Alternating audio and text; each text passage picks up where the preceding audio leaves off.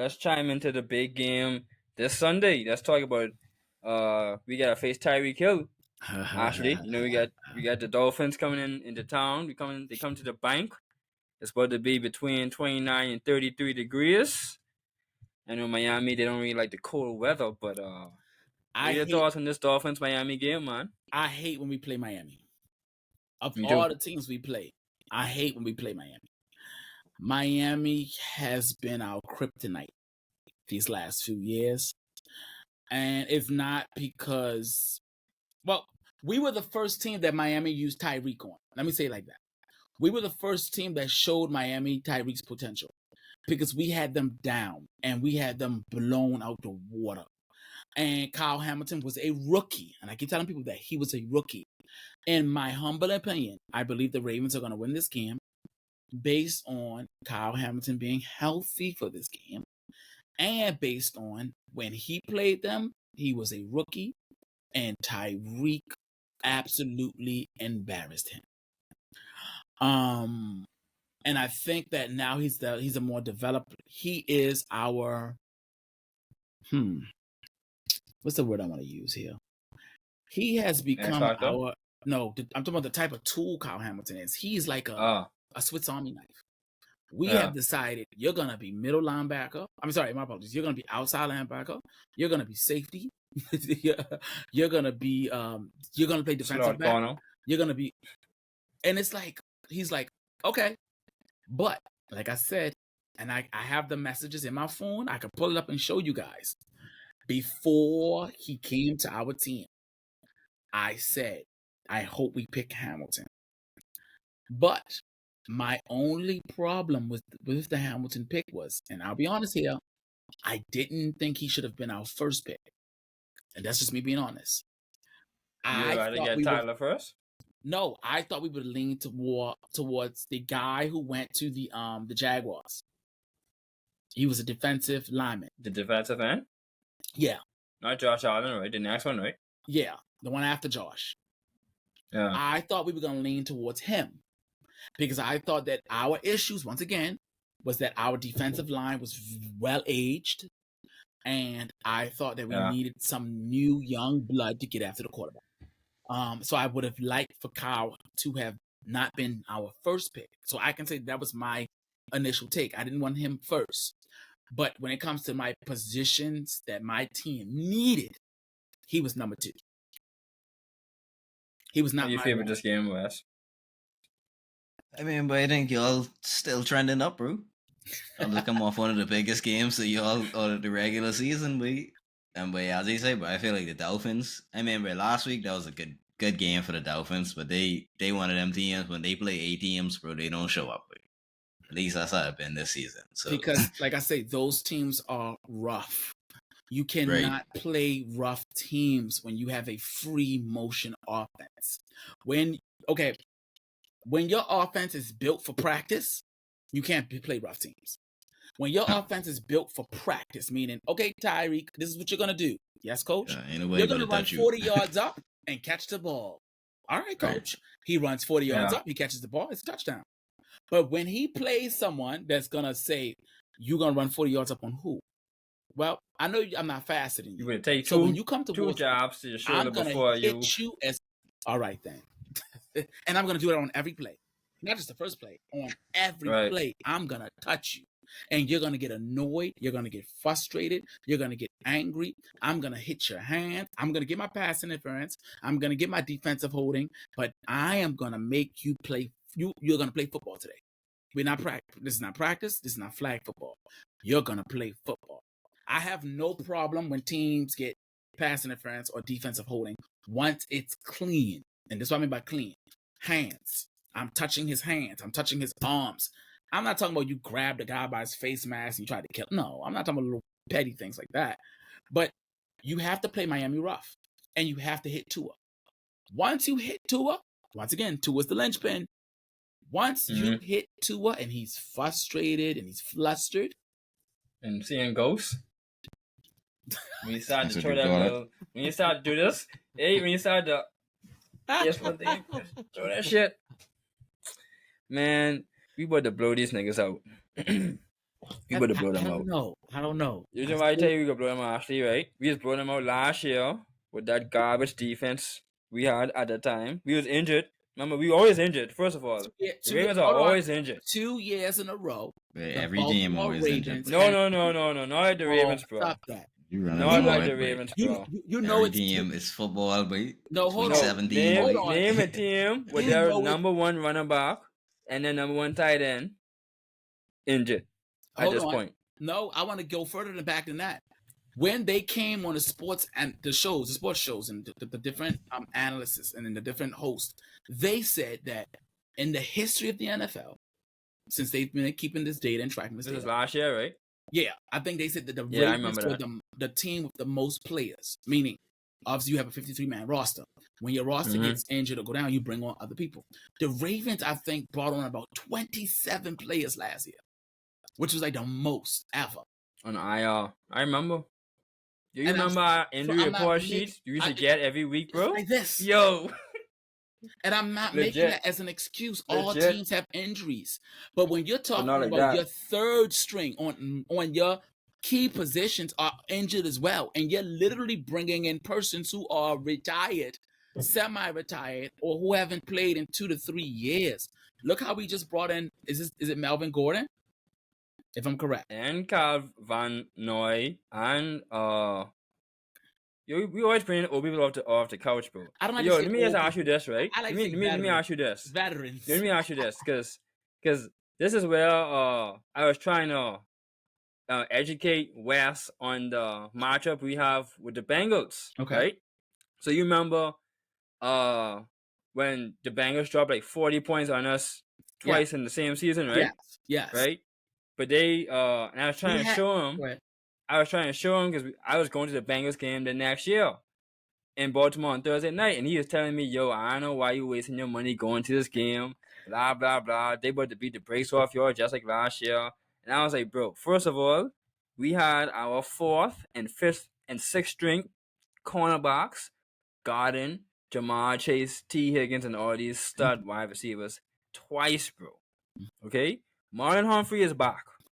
Our guys are back now. And we had no middle They linebacker. are not going off for Hold all on, these points and we again, had bro. no middle linebacker. People don't understand the key. The middle linebacker is the defensive quarterback. And people, yeah. I'm gonna say this again: people who don't watch football, meaning they're just fans of a team, they don't watch the sport called football, do not understand that your middle linebacker, if he's your play caller on defense, his energy, his leadership, his ability to motivate others and instruct others around him, and his representation of what your defensive mindset will be sets the tone. At that time, we had Patrick Queen. And like I said, I'm going to say it again. When the draft came in that year, everyone had Malik Harrison. The Ravens should pick Malik Harrison. And I said, no, I think Patrick Queen is a better player. We got both of them. We picked Queen first in the first round. And then I think maybe in the second, we picked Malik been injured a lot, man. Malik played in the last game against the 49ers. He popped in. Yeah. When Queen went down, he popped in. Queen went down, shoulder injury. But I say that to say this. When you don't have a middle linebacker, and I like the Buccaneers middle linebacker. So let me make this clear. The Buccaneers have a really good middle linebacker. And I hope you guys he's a beast. Levante and Devin. You guys got a showdown there. But when you don't have that type of tone setter, this is what we're gonna be. I watched the game last night. I'm sorry, not last night. My apologies. Monday night, with the 49ers and the Ravens, and there was something that was it was small, but it stood out to me. The Ravens player on defense was talking to the 49ers player on offense. And they were not having a deep conversation. They were just engaging in conversation. Roquan said, "We don't talk to them when these uniforms on, when the pads on. We talk with our pads. Move." And he grabbed the two of them and made them move. Yeah, he grabbed them for real. What you talking to them for? That's wild. That's not your friend. Yeah. Now, when we take the pads off and the game is over, oh, we're best friends. We can go out to eat. We can go to the club. We can go for a walk in the park if you want to. But once these pads are on, the only thing they need to hear is you hitting them. When you have a person on your team with that type of mindset, that old school football mindset, like Ray Lewis said about him, you are a hunter. And it's been a while since I've seen someone who has come to play for. I am here to hit somebody. I don't know why you're here. Yeah. If you're here to collect a check, cool. I am here to hit somebody. You're gonna pay me to hit people? Okay. That's real talk. And that's why I think we're gonna beat the Dolphins very badly because Jalen Waddle's not playing. I mean, he's not gonna play. Can I say this? Tyreek is still a problem. I respect Tyreek, bro. Tyreek is still a problem. Yeah, I agree, but bro, I'd rather have to deal with only Tyreek compared to have to deal with Tyreek and Jalen Waddle. Huh. Because if we double Tyreek, Jalen Waddle still could burn Marlon, bro. As much as I love Marlon, bro, Marlon is not the fastest. I was gonna say we cannot put Marlon on Tyreek in this game. The reason why you never got him. No, that's Brandon's job. I was gonna say Brandon Stevens has really impressed me, and I'm not saying he's perfect, but Brandon Stevens is like they don't even want to throw that way. They picked on him in the 49ers game. So let me say this: they did pick on him in the 49ers game, which is very surprising to me. Everybody's picking him early in the game, bro. Until they realize you can't pick on him, and that's when they started to try. In the 49ers game, they did pick on Brandon. I'll be honest with you. But when they saw what Kyle Hamilton was doing, they stopped. Kyle Hamilton has really changed our defensive backs. Even their energy, he's changed it. So I would say like definitely the Dolphins are gonna give us a fight. It's not. I don't think it's gonna be a blowout. I think that the Dolphins are gonna. This game could go 34-16. Do you think Miami? Now we talked about the Ravens side. What do you think Miami brings to the table? Let's take Tyreek off of the table. Let's take Tyreek off. Does Miami offense have enough firepower to score on the Baltimore Ravens defense? And does Miami defense have enough stuck in the mud players to contain Lamar and to shut us down offensively? Wait, honestly, I ain't really too hard on Miami defense. I really I feel like Miami run game that kind of been their saving grace, freeing up their wide receivers. H.N. really ain't been the H.N. he was before his injury, so that really been hurting them.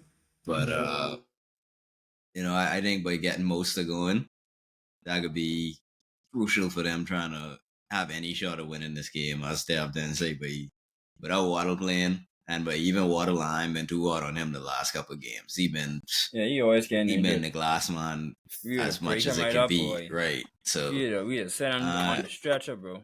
I know how long he would have lost in that game. So no, I think between Mostert and Tyreek, I have to be the twin-headed monster that Mostert free up, a couple plays where Tyreek could get a little bit of space, and they get their big plays. And I think they good for at least one of them. That's been like every game this season. So, well, to me, Miami's offense is playbook. Miami's offensive playbook is absolutely amazing. If you watch the type of plays they run, if you watch the trickery and the reads and the fake, I watch Miami and I go, is this a college team? Because their playbook is just full of smoke and mirrors. One play goes this way, the next play goes that way. The ball never moved. But the quarterback has an option to throw it off or dump it off to those two players who just ran past you, or who just kind of did like a switcheroo on you. And sometimes they use Tyreek in the backfield, and they don't just use Tyreek in the backfield like a little dump off. They'll use him in the field on the backfield on a pitch and toss. So they'll let the quarterback snap the ball, throw it to Tyreek. the quarterback doubles back, Just and burst then out of Tyreek there. throws it right back to him, and he throws the ball 50 yards downfield because you're so worried about Tyreek's speed. And if they don't sell you on that, Tyreek will keep the ball and break off running on you. Right. Their smoke and mirrors is just the playbook. Once again, the playbook. I just gonna say, I hope y'all watch the film. Like, Hey, I ain't worried about that. I ain't worried about all that fluffy trickery. If you gotta do trick players, you have no chance against these Ravens, bro. I'm gonna say it again. First of all, why I separate my. I respect their pass rush though, bro. See, and they ain't just find them for me, bro. It's like, delusional, but no, bro. It's this mother right here, bro. Delusional. Do y'all watch him? Do y'all watch him, bro? Yo, this man does stuff to make you be like, just like that. Just like, yo, what? It's like what you could do, bro. Like he have NFL players on the ground as good as Myles Garrett, throwing their helmets in the air, slapping the ground, bro. Like Todd Monken said 3 weeks ago, bro. When the Honey Badger said that, and he was like, right, and I was like, all season. What could you have guys done better? And he said, But yo, when you playing Lamar though, you got 3 players, bro. You got the first play, you got the second play, and then you got the scramble, bro. Good luck, bro.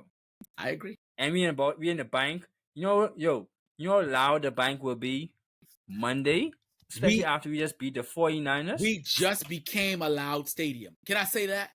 We were never known as a loud stadium until this year. This year we caused false starts. This year we caused forced timeouts. And though people look at that as minute and say, oh, that's nothing. No, that's something.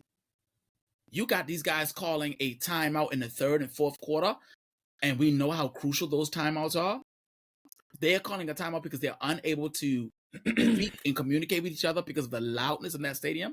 You're causing these guys, even though a false start is only a 5-yard penalty, you're backing them up. You're helping your defense back them up.